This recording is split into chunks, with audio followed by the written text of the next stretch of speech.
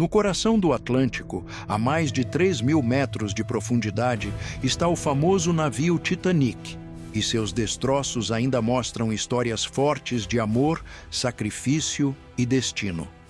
O que vem a seguir é um registro real de quem passou por uma das maiores tragédias da história do mar.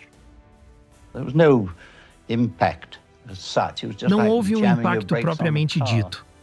Foi como frear bruscamente um carro, e então o navio parou. Havia uma vigia aberta, e quando olhei para fora, o céu estava limpo e as estrelas brilhavam. O mar estava completamente calmo, e eu não conseguia entender o que tinha acontecido. Saí da cabine e resolvi ir para a frente.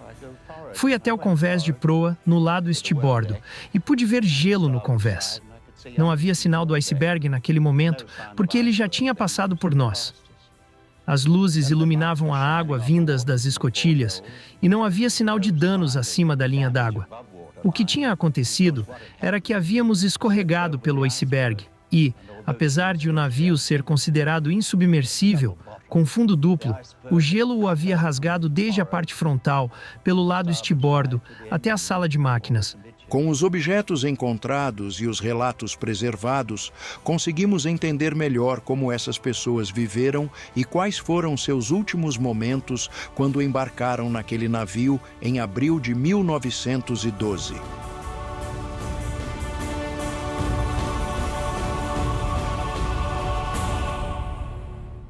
O Titanic era muito mais que um simples navio. Ele representava luxo e inovação. Quando foi lançado em 1912 pela empresa White Star Line, tornou-se o maior e mais impressionante transatlântico de sua época. A companhia não o construiu para ser o mais rápido, e sim o mais luxuoso. Cada detalhe foi planejado para oferecer conforto e elegância, como nunca se tinha visto. Os passageiros viviam uma experiência de riqueza difícil até de imaginar. Desde as suítes decoradas com muito cuidado até os salões de jantar enormes e impressionantes, tudo mostrava grandeza e bom gosto. Os passageiros da segunda classe, que faziam parte da classe média, também tinham um conforto acima do que estavam acostumados. Mas talvez o mais marcante fosse o tratamento dado aos passageiros da terceira classe. A maior parte deles eram imigrantes que buscavam uma nova vida na América.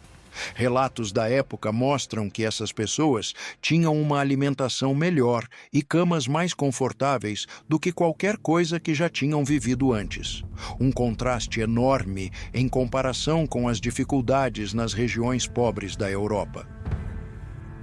Entre os passageiros do Titanic estava um casal que fazia parte da primeira classe, que na época se tornou conhecido por sua comovente história de amor e lealdade e amor durante o naufrágio.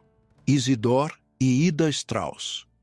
Isidore era um importante empresário americano, conhecido por ser dono da loja de departamentos Macy's, que administrava com o irmão. Mas sua verdadeira riqueza não estava apenas no dinheiro. Ele era lembrado por sua grande bondade. Em Macy's, ele conhecia cada funcionário pelo nome, algo impressionante para alguém de sua posição. Os trabalhadores eram bem tratados e agradecidos. A loja foi uma das primeiras a criar um sistema de ajuda entre funcionários e a manter um médico e uma enfermeira sempre no local. Isidore não era apenas um homem de negócios bem-sucedido, mas também alguém que ajudava pessoas e aconselhava presidentes americanos. Ida era a companheira perfeita nesse mundo dos negócios. Ela e Isidore nasceram na Alemanha e emigraram para os Estados Unidos ainda crianças. O encontro dos dois foi incentivado por familiares que acharam que poderiam combinar. O que começou como um acordo simples virou um dos romances mais profundos já conhecidos. Especialistas que estudaram as cartas do casal descrevem a relação deles como extraordinária para a época. Eles tinham 3 caixas cheias de cartas e sempre que ficavam separados, escreviam todos os dias. O respeito, a admiração e o carinho aparecem claramente em cada página. Em uma carta muito marcante, Ida escreve a Isidore sobre sua ansiedade para que o período de separação acabasse e pudessem voltar a viver sua intimidade juntos. Para a época em que assuntos assim eram quase proibidos e não citados em público, isso era algo muito raro. Ida escrevia com esperança de que não precisassem mais usar papel para expressar seu amor, mostrando uma ligação física e emocional muito forte. O casal havia criado algo especial, uma parceria verdadeira, uma grande amizade e um amor que resistiu aos padrões sociais do tempo em que viveram. Em 1911, Isidore e Ida ainda tinham muitos parentes na Alemanha e resolveram passar o inverno na Europa, aproveitando a boa situação financeira para viajar e visitar a família. No começo de abril de 1912, porém, começaram a sentir saudade de casa e quiseram voltar aos Estados Unidos. Havia um grande problema naquele momento. Uma greve de mineradores de carvão havia parado muitos navios importantes. A White Star Line, enfrentando essa dificuldade, decidiu juntar carvão e passageiros de outras embarcações para garantir que o Titanic pudesse partir como planejado em 10 de abril de 1912. Por uma série de coincidências e situações daquele período, o Titanic acabou se tornando uma das poucas opções para quem precisava viajar naquela semana.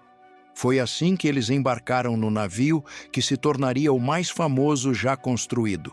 Ao se acomodarem em suas luxuosas cabines de primeira classe, Ida ficou impressionada com tudo que viu, pois o navio não era apenas grande, era extraordinário. Em outros navios, as cabines seriam simples, mas no Titanic eram suítes com vários cômodos. Ida ficou tão encantada que escreveu uma carta de agradecimento em papel timbrado do próprio Titanic, descrevendo o navio de forma apaixonada. Esta carta, que seria a última que ela escreveria, mostra claramente a grandiosidade do lugar e a alegria de estar vivendo aquela experiência ao lado de Isidore. O Titanic foi construído seguindo um sistema de 3 classes bem separadas. A primeira classe reunia as pessoas mais ricas, que podiam pagar as passagens mais caras.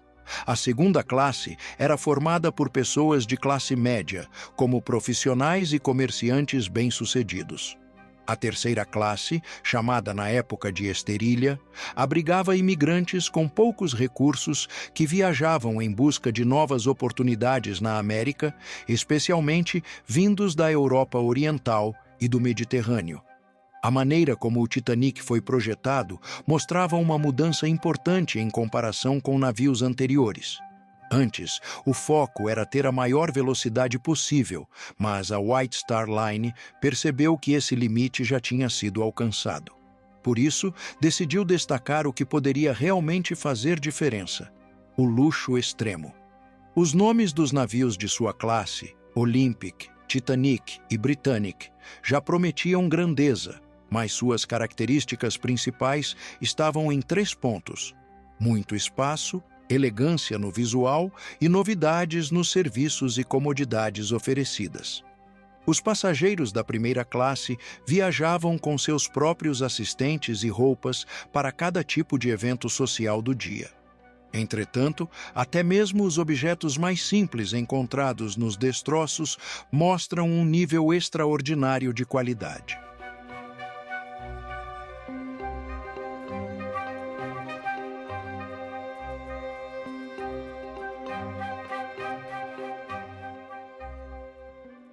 Um exemplo interessante é um chapéu de copa alta com topo dobrável recuperado do fundo do mar. Esse chapéu, feito principalmente de seda, tinha uma etiqueta interna de um fabricante exclusivo de Londres chamado Herbert Johnson, localizado na famosa Bond Street. Isso mostra que seu dono era alguém de grande riqueza e posição social.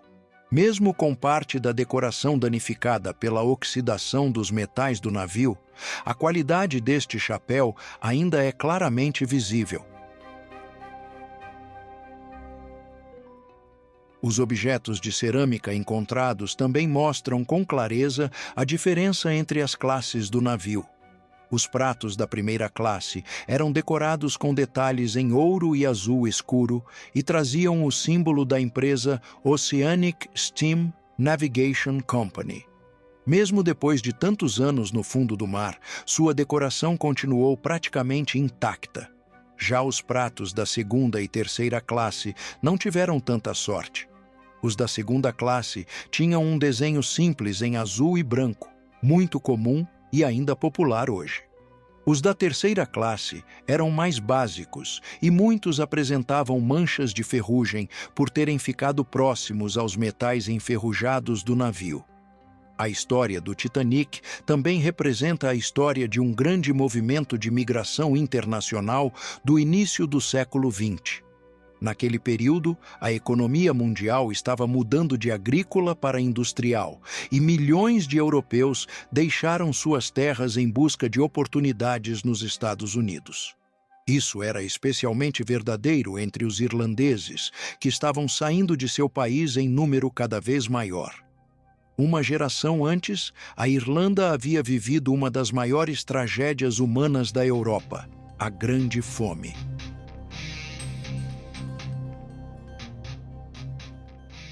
Nesse período terrível, cerca de 1/3 da população irlandesa morreu de fome e doenças.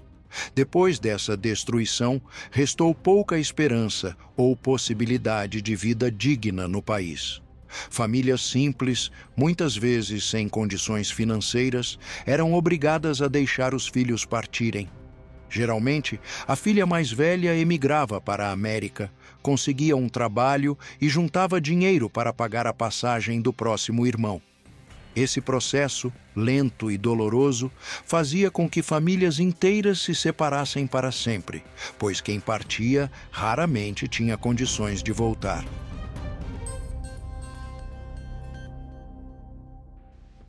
Entre os passageiros da terceira classe do Titanic, havia um grupo muito unido de 14 pessoas de Abergule, uma pequena comunidade religiosa na região oeste da Irlanda.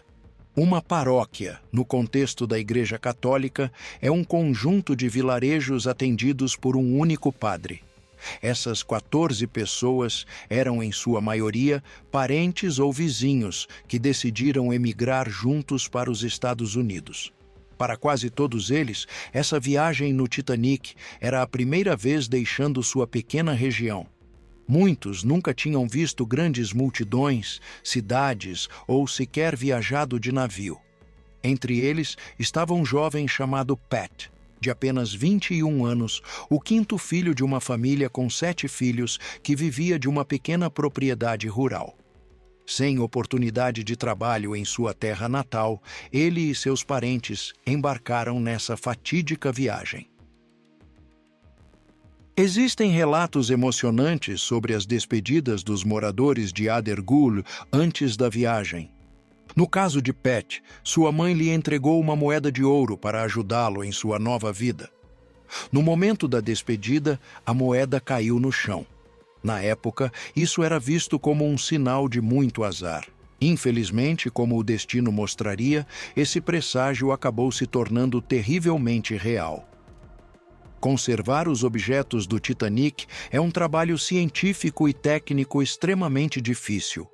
Quando o navio foi encontrado em 1985, a quase 4.000 metros de profundidade no Atlântico, foi preciso criar métodos totalmente novos para garantir que os itens não se destruíssem ao serem trazidos para a superfície. Desde então, mais de 5.500 objetos pessoais foram recuperados. Cada um deles passou mais de um século exposto à água salgada e a condições muito severas. O processo de recuperação é muito cuidadoso. Assim que um objeto é retirado do fundo do mar, ele é fotografado, medido e recebe um número de identificação definitivo. Depois, é colocado em sacos com a própria água do local onde foi encontrado e transportado em água salgada até laboratórios em terra. Lá, especialistas trabalham lentamente para retirar sais, bactérias e sujeiras acumulados ao longo de mais de 100 anos. Cada item ajuda a contar um pedaço da história, seja por seus detalhes de fabricação, pela forma como era usado ou pelas pistas sobre a vida de quem o possuía.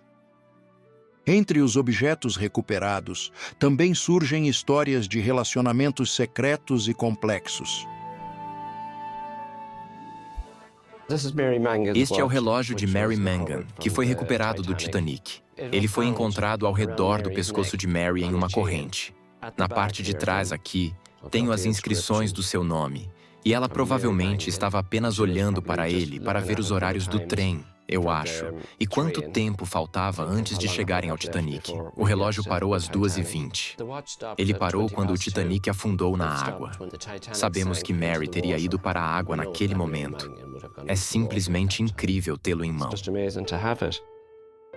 Em 1994, uma pequena bolsa de couro foi encontrada nos destroços do Titanic. Quando foi aberta e tratada com cuidado, ela revelou documentos surpreendentes que contavam a história de 2 passageiros misteriosos. Entre esses documentos havia itinerários de viagem, cartas pessoais e outros papéis que mostravam que um casal havia viajado por lugares como Índia e Japão. O casal era formado por George Rosenshine, um empresário de sucesso, e uma mulher chamada Gertrude Mabel Thorne. Nos registros do navio, eles apareciam como marido e mulher com o sobrenome Thorne, mas a verdade era muito diferente e ainda mais romântica. George e Gertrude eram realmente apaixonados e amavam viajar, mas não eram casados.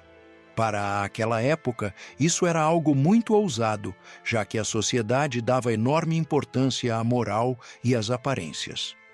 Existem várias teorias sobre por que eles não formalizaram o casamento, mesmo estando claramente envolvidos.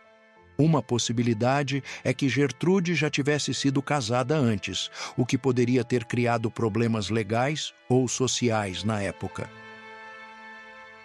Outra explicação possível, e talvez a mais provável, é que George era judeu e Gertrude não, e que a mãe dele não aceitasse o casamento fora da religião da família. Seja qual for o motivo real, os dois decidiram viajar juntos usando um sobrenome comum, mantendo sua relação verdadeira em sigilo de todos a bordo como se fossem oficialmente casados. Surpreendentemente, George e Gertrude não eram o único casal não casado no Titanic. Ao analisarem os registros da época, historiadores descobriram que havia vários casais em situações parecidas em todas as classes do navio. Alguns eram homens ricos que viajavam com suas amantes, usando cabines separadas para manter as aparências. Na noite de 14 de abril de 1912, por volta das 11h40 da noite no horário local, o Titanic navegava quase em velocidade máxima em uma noite sem lua, quando colidiu com um iceberg a algumas centenas de quilômetros da costa de Terra Nova, no Canadá. O impacto foi tão forte que abriu uma longa rachadura no casco, alagando vários compartimentos estanques. O projeto do navio permitia que ele flutuasse mesmo com 2 compartimentos cheios de água, mas o estrago foi muito maior. Ficou claro que o navio estava condenado. Em alguns momentos, membros da tripulação encontraram escadas que levavam aos andares superiores e conseguiram levar grupos de passageiros da 3ª classe, incluindo a família de Adergule, para a área onde os botes salva-vidas estavam sendo distribuídos. A maior parte deles teve a chance de subir, mas conforme o navio começou a virar e a inclinar para frente, o pânico e a confusão ficaram fora de controle. Para a maioria das mulheres da 1ª classe, a sobrevivência era quase certa. Havia 144 mulheres nesse grupo.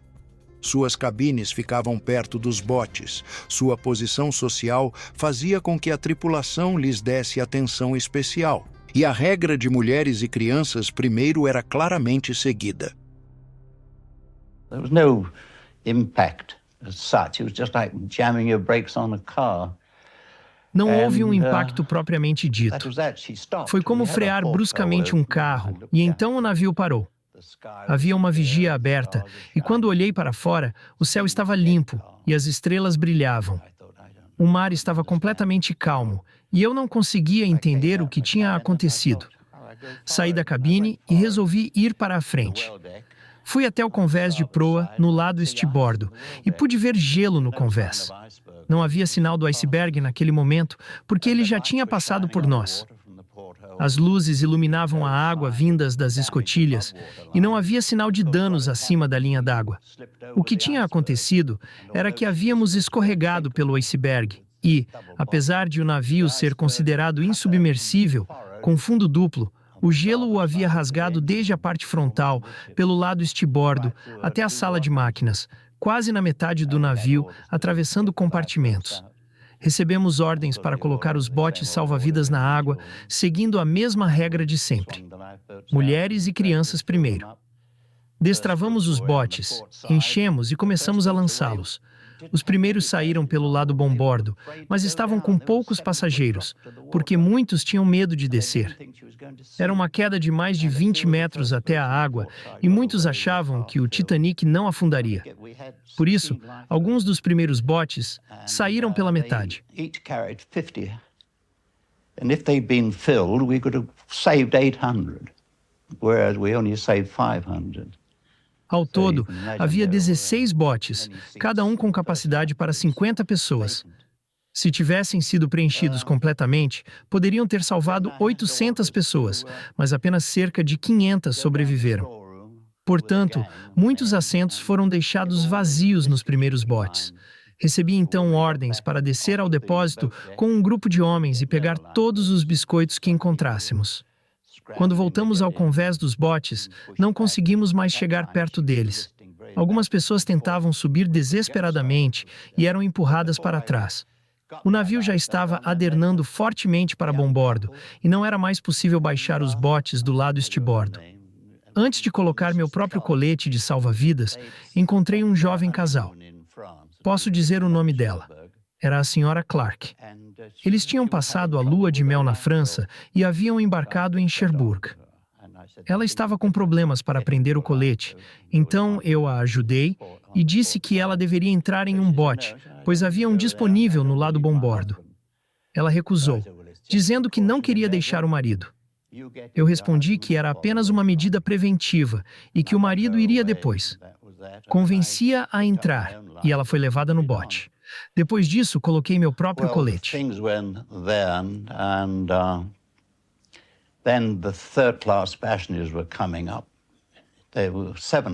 Enquanto as coisas aconteciam, os passageiros da terceira classe começaram a subir. Eram cerca de 700 e encheram completamente os convéses. Senti que já tinha ajudado o que podia e decidi sair daquele tumulto e ir até o convés de popa. O navio já estava afundando rapidamente. De repente, ele se ergueu e era possível ouvir tudo caindo dentro do casco. Tudo o que podia se soltar descendo pelos corredores. Então, o navio afundou mais. Depois pareceu subir de novo. Pensei que era hora de ir. Estava segurando uma placa de madeira que dizia: "Mantenha livre para a paz das hélices". Enquanto o navio subia, eu ficava cada vez mais alto no ar, até que decidi soltar e me joguei na água. Eu estava com o colete e atingi a água com um impacto fortíssimo. Por sorte, não bati em nada na queda. Havia corpos por todos os lados. Quando olhei para cima, o Titanic estava erguido, com as hélices totalmente para fora e o leme visível. Era possível ver o fundo do navio, então ele deslizou e desapareceu, e foi o fim do Titanic. The propellers were right out of water, the rudder was right out, and I could see the bottom. And then gradually she glided away, and that was that. That was the last of the Titanic. Mesmo assim, apenas 4 mulheres de primeira classe morreram naquela noite. Entre elas estava Ida Strauss, provavelmente o caso mais marcante entre todas as mortes de mulheres de primeira classe. Ida foi convidada a entrar em um dos botes. Os registros mostram que ela chegou a entrar no bote. Porém, ao se virar para ver se seu marido Isidore iria junto, percebeu que ele não entraria. Segundo os relatos de sobreviventes, Isidore disse que a regra era mulheres e crianças primeiro, e que ele não quebraria essa convicção que fazia parte de quem ele era. Um dos sobreviventes a bordo do Carpathia, o navio de resgate que corria para ajudar, era John Badenow, um comprador de mantimentos da loja Macy's. Sabendo da importância dos Strauss para a empresa, Badenow conversou com vários sobreviventes para reunir relatos diretos dos últimos momentos do casal. Ele juntou tudo em uma carta enviada ao filho mais velho de Isidore e Ida, Percy, descrevendo em detalhes emocionantes o que aconteceu. De acordo com esses relatos, quando Ida percebeu que Isidore não entraria no bote, ela caminhou até ele e disse que não o deixaria para trás. Isidore insistiu e pediu que ela salvasse a própria vida, mas ela não aceitou. Para ela, dividir o último instante com ele era essencial. Ela estava disposta a abrir mão da própria vida para permanecer ao lado do marido. Em um último gesto de cuidado, ela viu sua empregada Ellen sendo preparada para entrar em outro bote. Chamou por ela e entregou seu casaco de pele, um item valioso. Ela explicou que Ellen sentiria frio nas águas geladas do Atlântico e que ela mesma já não precisaria do casaco. Pediu que Ellen o guardasse como lembrança da mulher que sempre tinha sido boa para ela. Ellen recebeu o casaco e entrou no bote, levando um objeto que se tornaria um dos itens mais emocionantes preservados da tragédia. Quando a notícia da morte de Isidore e Ida chegou a Nova York, a reação da sociedade foi muito grande. Funcionários da Macy's, homens e mulheres que Isidore conhecia e tratava com respeito, organizaram uma homenagem especial. Por meio da Associação de Funcionários, juntando pequenas quantias, arrecadaram dinheiro para colocar uma placa em homenagem a Isidore e Ida na entrada principal da loja na Rua 34. A placa não foi encomendada pelos diretores nem pelos donos, mas pelos próprios funcionários, como uma demonstração de respeito pelo caráter e bondade de seus empregadores. Mas a perda de Isidore e Ida, por mais emocionante e marcante que tenha sido, era apenas uma parte de uma dor muito maior. Os 14 membros da família de Adergul enfrentaram um destino ainda mais difícil. De acordo com os registros e relatos, apenas 3 de 14 sobreviveram. 11 morreram nas águas geladas do Atlântico. Entre as sobreviventes estava Annie Kate Kelly, uma jovem que conseguiu entrar no bote salva-vidas número 16 nos últimos momentos, antes de o navio desaparecer completamente no mar. O último olhar que Annie Kate teve de sua família e amigos foi através da escuridão e do caos. Ela viu seu primo Pat, o jovem para quem sua mãe havia dado uma moeda de ouro que se dizia trazer azar, ainda no navio. Segundo relatos da família, Pat estava de pé com um terço nas mãos, rezando. Essa imagem final do primo diante de um destino inevitável marcou Annie Kate profundamente. O trauma do que viu foi tão grande que, por muitos anos, ela não conseguiu falar sobre o Titanic. O legado dos 14 de Adul não foi esquecido. Décadas depois, quando chegou o 100º aniversário do naufrágio do Titanic, a paróquia de Adul tomou uma decisão importante. Construiu um memorial especial em homenagem aos moradores que partiram e nunca voltaram. O detalhe mais marcante é que o memorial foi feito com pedras retiradas das casas onde os 14 viveram. Cada muro do parque foi levantado com fragmentos das moradias de quem embarcou no navio. Era uma forma simples e profunda de trazer essas pessoas de volta para casa, unindo o local em que viveram com a lembrança de suas histórias. Talvez o objeto que melhor represente os 14 de Adhul seja um pequeno enfeite de cerâmica decorado com um trevo. Ele foi encontrado entre os destroços no fundo do mar, um pequeno recipiente pintado com o símbolo da Irlanda, que pode ter pertencido a algum membro de Adergul ou a outro passageiro irlandês. Qualquer que seja sua origem, ele representa o elo entre quem partia em busca de uma nova vida e aqueles que ficavam esperando notícias. Quando pesquisadores e historiadores do Titanic visitaram Adergul décadas depois, levaram alguns artefatos recuperados do navio. Entre eles estava uma pequena xícara de chá de terceira classe. Ao mostrar o objeto para os descendentes dos 14, os historiadores explicaram que, nos últimos dias no navio, os passageiros de Adergul provavelmente beberam chá em xícaras exatamente como aquela. Talvez uma delas tivesse sido segurada por um dos que nunca voltaram. Mesmo neste objeto simples, havia memória, ligação e uma forma de unir o presente aos que se foram. A história do Titanic, especialmente quando vista através das vidas de Isidore e Ida Strauss e dos 14 de Adhul, mostra que tragédias não são apenas fatos registrados em livros. São histórias pessoais de amor, coragem, sacrifício e força. Isidore e Ida decidiram morrer juntos porque acreditavam que sua união era maior do que a vida em si. Os objetos preservados do Titanic, guardados com extremo cuidado em depósitos especiais, não são apenas coisas encontradas no fundo do oceano. Um chapéu de seda comprado em Londres, um prato decorado em ouro e azul, um casaco de pele marcado pela água salgada, uma pequena xícara de chá, um enfeite com um trevo verde. Cada um deles é uma prova de que naquela noite de 1912 havia muito mais do que números de mortos e sobreviventes. Havia pessoas com vidas reais, sentimentos, fé, medo e esperança. Havia mãos que se seguravam umas às outras e vozes que rezavam.